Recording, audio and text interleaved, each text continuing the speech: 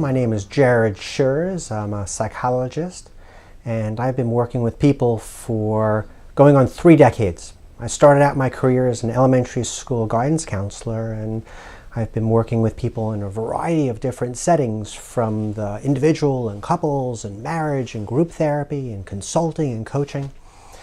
And my work has been incredibly fulfilling, but over the last few years I felt as though something was missing.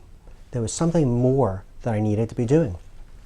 And when I really started considering about my work, I really started to focus in on the area of education that I believed I could make a difference with, because we've got some really significant problems going on in our education system. Challenges like teacher engagement, like recruitment and retention, like addictions to technology, the difficulty with children being able to be who they are and feel safe and comfortable, and just the idea of school safety in general. And that's where much of my writing has been, in the area of school violence. The way in which we're currently approaching school violence, to me, seems limiting. And I've had the opportunity to talk with most of the experts and most of the district administrators and state leaders who understand that because of the limited resources, and we're certainly having financial crises in our schools, that we don't have all the resources available.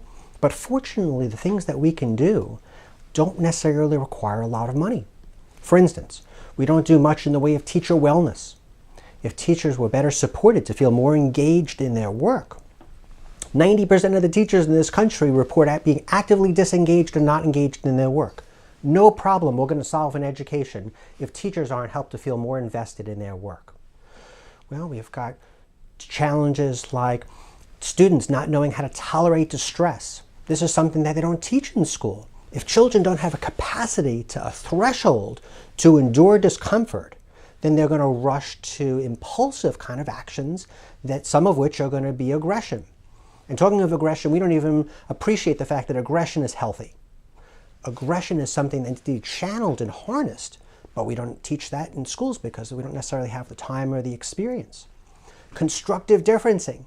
Children need to be taught, just like adults, how to go about navigating differences that actually build intimacy.